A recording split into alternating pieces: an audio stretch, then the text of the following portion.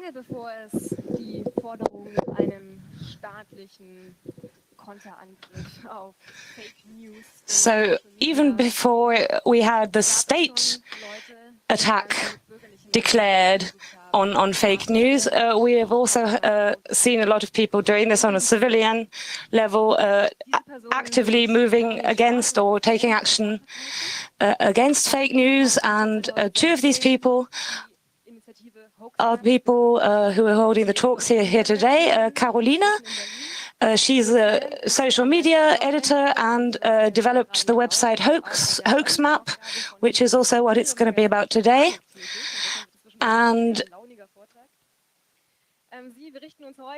Räuberhose, the second speaker is, well, both are very interested in the more dangerous forms of fake news and the forms that it has taken in recent debate. So please welcome Frau Lutz and Räuberhose. So we're glad to be here, but we got the Congress flu before Congress this time, and so that's why I sound a bit the way I do. Well, so I'm getting right to the point. Fake news, of course, isn't a new thing. Only the name fake news is really new. But basically, we've seen since we've had the internet, we've had false records. We had, for instance, in 1994. The news item that Microsoft had bought the Catholic Church, acquiring copyright over the Bible, etc. And of course, at the time, even then, people recognized pretty quickly that it was satire. Even so, Microsoft had to counter the effect. So, at least in this US specific context, we've seen so-called fake news for quite a long time.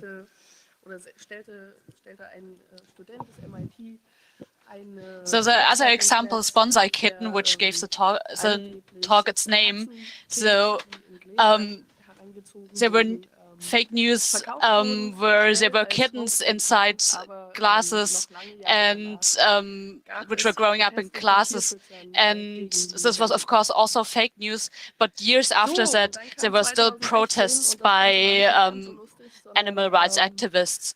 But now in 2016, it's not that funny anymore. So 2016, we had the most curious headlines, like an armed man that was arrested near the sea in a pizzeria because there was news that in the pizzeria there was prostitution going on. So this man read this news on Twitter and went to the pizzeria. Also in Germany there was a case of rape report, so which was fake, and then there was diplomatic reasoning with Russia. Rechte Falschmeldungen gibt es schon sehr vermehrt seit dem Sommer vergangenen Jahres. So if we look particularly at the right wing, since summer last year, we can really see that in Germany the incidents are increasing, but we can also see the tendency that there's a lot of fact-checking, a lot of corrections from news media, analyzing fake news, and so we actually managed to plot this phenomenon. So on the one side we have the rumors or the fake news, some 460 just on this map, and those are only the ones that have been countered in print or in public. So, but people observing the scene say, well, maybe that's just the tip of the iceberg, because just maybe for one city like Dresden, I can name so many incidents of false rumors. So, in particular, North African and Middle Eastern refugees in particular have been featured as a group, notably, and so we do see that, well, we did want to try to confront people with the level of misinformation, but we also wanted to just analyze the data and see how things have developed over time, if there are any contexts that we might find or connections otherwise.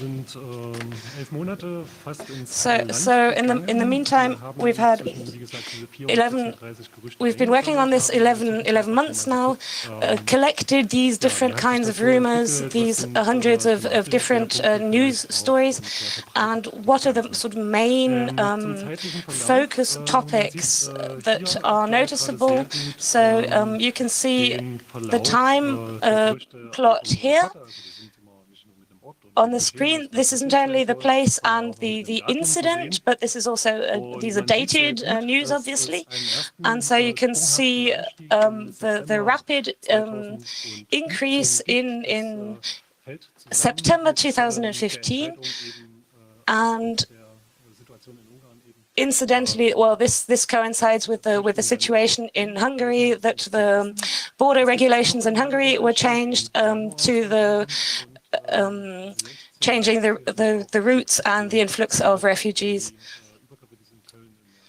And you can also see a peak later in December, January, after the incidents on New Year's Eve in Cologne.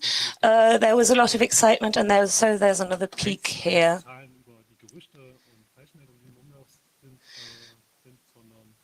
So these are obviously not exactly descriptive of the initial rumors that were then found to be false, but these are in the actual real news that we mapped against it. So we also looked at the region in the different German countries. On the left, you can see the numbers in total numbers for the countries. So it's Bavaria and North Rhine-Westphalia, which are obviously the ones with the most people living there.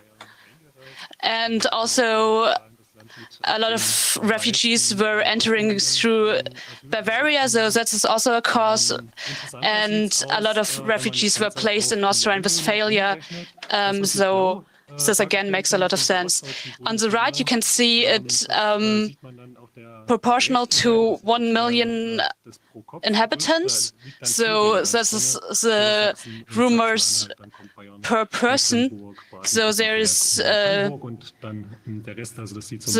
former East German states are on the top, and then there is the next one, Bavaria. So we also looked at regional, at the topics which were most talked about in different regions. One of the topics were money and social services,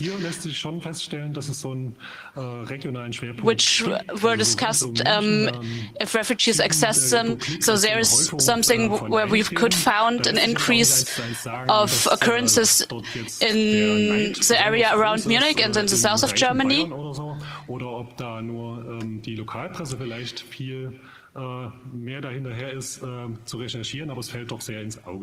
So we are unsure why this is, if it's because Bavaria is very rich or if it's the local press which had an influence on this. On the right, the graphic shows another topic which is theft, and you can see a regional distribution there, so there is no one region where this was most often occurring. So then we looked at different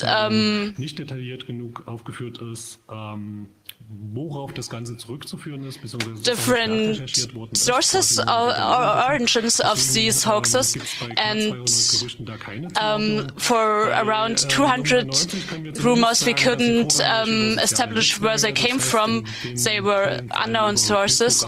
The next most often source was social media like Facebook or WhatsApp. Around 50 rumors were with people reporting to the police, which were wrong. Geschichten durchaus noch ein ursächliches Geschehen ermitteln. And for another 50, there was something actually happening, but the reporting was exaggerated about it. Die spielen eben auch eine Rolle, auch da kann man sagen. And also there were lesser extents of things that were completely invented. Beispiel mal kurz, wie sowas dann aussehen kann. Was wir hier sehen, ist ein Facebook-Eintrag von Tatjana Vesterling in Dresden. So we can see here, this is a local politician in Dresden, Tatjana Vesterling. I'm not exactly sure about the exact relations between Pegida, the new right group in Dresden, and Vesterling, but on her Facebook page, she posted this item where people had observed that there were tents being torn down in front of a hospital, or being constructed in front of the hospital, and there was then immediately constructed a story around this that this was an outbreak of tuberculosis, but in fact these were party tents for some celebration, and so this is a typical development. You take some incident which actually happens, and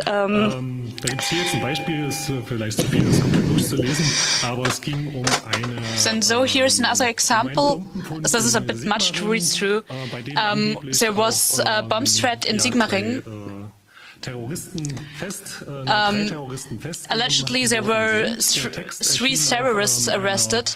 This was posted on a right-wing website, and if you look for where the text fragments came from, the main source was a bomb threat on baden.fm and another reporting on focus.de, where it was reported that there was a raw bomb found, and this was remixed to a new incident and something completely new story.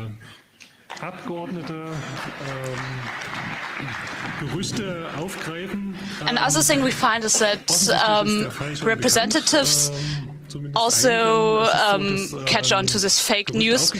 So this seems to be known to the audience.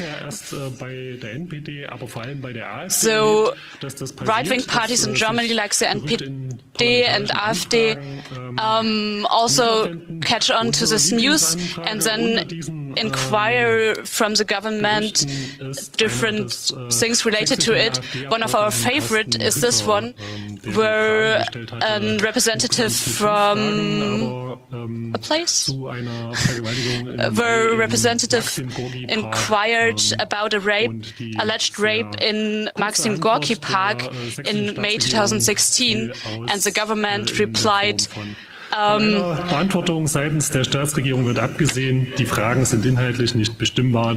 Der Staatsregierung ist im Freistaat Sachsen kein Maxim Gorki Park bekannt. So basically the federal government said in this federal state Sachsen we don't actually know of any Maxim Gorki Park at all, so we can't answer your questions. So on the picture you can see AfD representative, a local party functionary, and so he was obviously accused of not at least Googling So these are all just examples, obviously, but the underlying question is, of course, who wants to spread these rumors? And we were looking to find the original source, but it's not always possible to actually localize a source, and sometimes it's just not worthwhile. But in some cases, it's interesting to follow this kind of lead. So, for instance, if you have supposed victims of a crime, for instance, so this is something that you can easily find out that the source is a private Facebook profile, which can, of course, be someone else. But this is where the rumor started spreading. Some of these cases only became known through Facebook comments or people actually calling in, replying, researchers with newspapers or people who maybe know local politics, correcting and reacting to these stories. And of course, we have quite a number of news items that were just basically made up, even if they were eyewitnesses, but just gave the story a wrong spin, not necessarily making up a rumor, but placing it in a context or allowing it to run loose. And especially if this happens in a context like the AfD, the new ultra-right party in Germany. But similar things are happening, of course, in Austria and in Switzerland, where you also have a very strong German language right Facebook networks, like, for instance, from the NPD, the German right-wing party. So, und jetzt? So, what's next? If we want to look at the U.S. election results, we saw a lot of debate about how fake news or false communications impacted the election results. But we have only recently started looking at solutions or at the situation to look at fake news or even be able to flag this as difficult content on Facebook channel at least. This is of course a lot of work for Facebook, managing these tickets, and at least in the German debate we've had about hate speech, the collaboration isn't working too well yet, but at least the technical possibility is being developed in Germany. It might be difficult, but to actually technically flag contents as fake news. But the situation in Germany is difficult because it's not necessarily coming from so-called fake news websites specifically, but through other channels or through other means of distribution, and so it's harder to pinpoint. This is also very close to this Lügenpresse, the lying press slogan. This has become a big rift in German society or debate. How to treat these hate speech versus classic standard press, the so-called lying press. So especially the US media wants to cooperate with Facebook on this. The Washington Post has released a Chrome extension which is fact-checking Trump's tweets. They have a lot to do. But also here in Germany there are different initiatives. So the legislation, for legislation there is talked about banning fake news and making it a criminal record if someone shares fake news or distributes fake news. So you could imagine where this could possibly lead to, or maybe not. hat zum Thema natürlich was zu sagen und möchte ein Fake News Abwehrzentrum. And there's also talk about having a truth ministry, or as it is debated, a defense center against fake news. Insofern schon bekannt, weil der gute This is einmal bei uns auf der Hoaxmap zu finden ist, nämlich zum einen hat er behauptet, 30% quite interesting, as this minister has also been reported on our website for hoax news. So he said that around 30% which pretend to be Syrian refugees are actually not from Syria. And another quote he said, which is fake, is that there are doctors labeling people who are about to be deported, that they write a medical report, that they are in a bad health condition, so can't be deported. And he was also using numbers that it was about 70% of males under the age of 40. Und wollen eigentlich nicht mehr hin.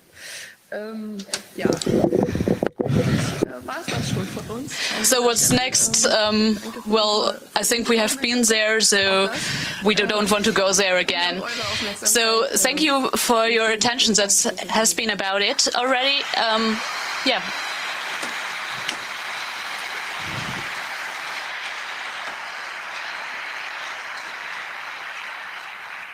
Vielen herzlichen Dank, Lutz und Caroline. Alle, die Fragen haben, bitte ich, sich jetzt an den Many thanks to Lutz and Caroline. If you have any questions, please go to the microphones. Hi, danke für den Vortrag. Was ich mich gefragt habe, ist, ob ihr nicht auch ein bisschen freudevoll auf derartige Gesetze guckt, weil dann halt solche Leute bei unserer Liga. So, a question from the floor. Don't you actually enjoy these kind of legislation procedures?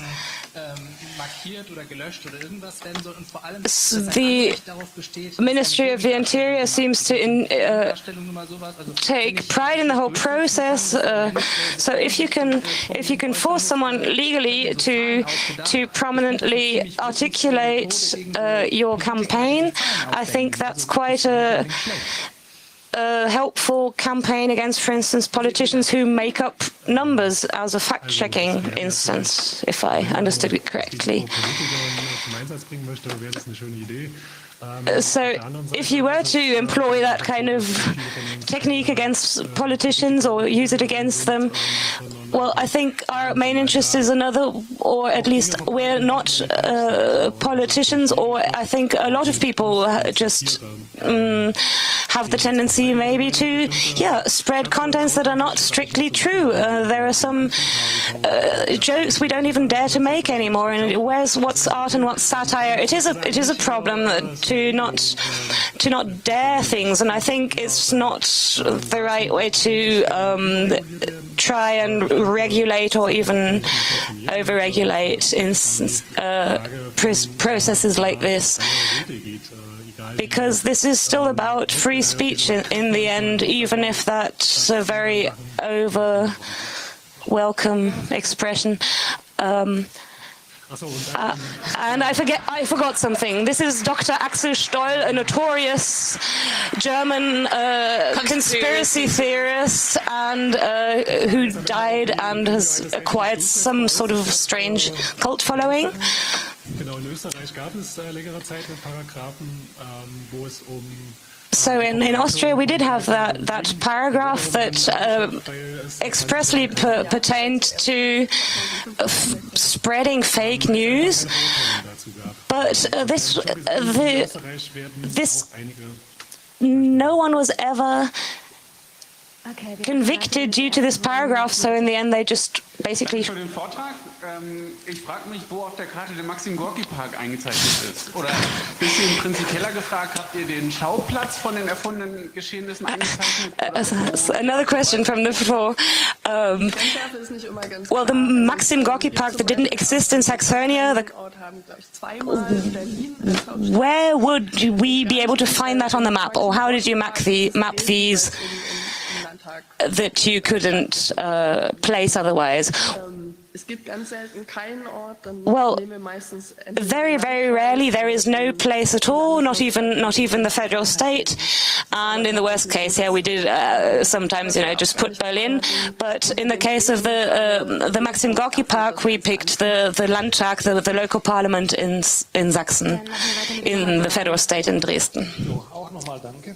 Mal eine Frage, da kam jetzt zum Schluss bei den möglicherweise zur Lösung beitragenden Akteuren And another und B, question, Gesetzgeber, beides ist jetzt nicht different also legal alternatives. I think both aren't really satisfactory, but I'd like to see what strategies from social media users work, or if there's any kind of counter speech, if there's reach, or what are your experiences or practices, except like large-scale trolling, and that's not necessarily productive, as we all know. That it's not convincing to people to discuss in this way. But what's your advice there? Also es ist halt tatsächlich so wie bei den klassischen Gegendarstellungen in Medien, die erreichen im Zweifelsfall nicht genauso viele Leute, wie das Gerücht, das ursprünglich verbreitet wurde. It is like the classical counter-reporting in the big media. They most often don't reach as many people as the original fake news. So there's one example where a store owner reacted very quickly to some fake news. He put a sign in front of his store and also put a post on social media, and this post was shared more often than the rumor, something which is shown that if there is a very quick reaction, it can have an impact, but if the rumor is allowed to run free, it's very hard to intervene. Gerüchte verbreitet werden, also nicht alle von uns scrollen sich täglich durch It also depends on which networks these news are shared. Not everyone of us is scrolling through Pegida, so the right-wing networks or right-wing discussion forums. So it's also it also has to be done by the media, that they regulate their comments and delete inappropriate comments. This is more about the technical side of your website. Do you have some kind of ticket system where you look at incoming reports and mark them? No, we don't. We were too lazy so far. We only do this part-time next to our full-time job. So this is on our to-do list to actually have a ticket system like this.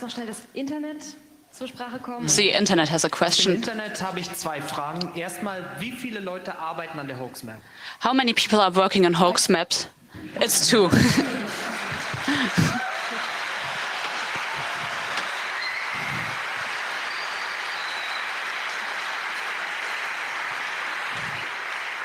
Wobei das nicht ganz stimmt, weil tatsächlich which is not completely correct. A lot of the reports we have on the map are crowdsourced, so people are sharing these via email and Twitter, so it's not completely correct to say we are only 2, but there are a lot of people helping us. Und die andere Frage ist, war uns das eigentlich nicht allen klar, dass genau dies kommt mit dem großen Boom der Blogs? Another question we got from the internet is, wasn't that all clear that this would be happening with a big boom of blogs? Vielleicht. Maybe.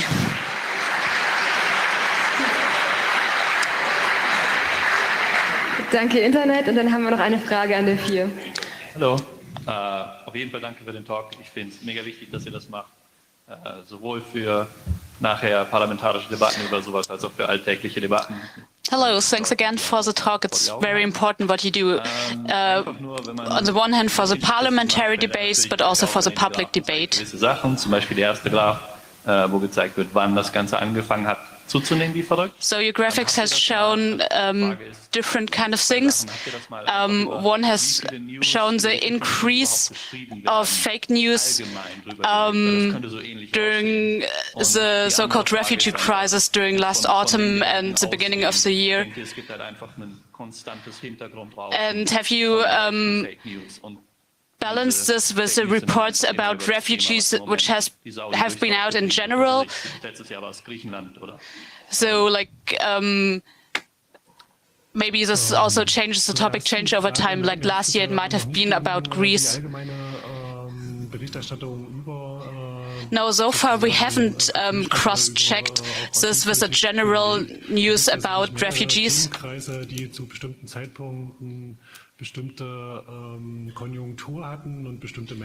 There are several topics which are reported on higher in certain times.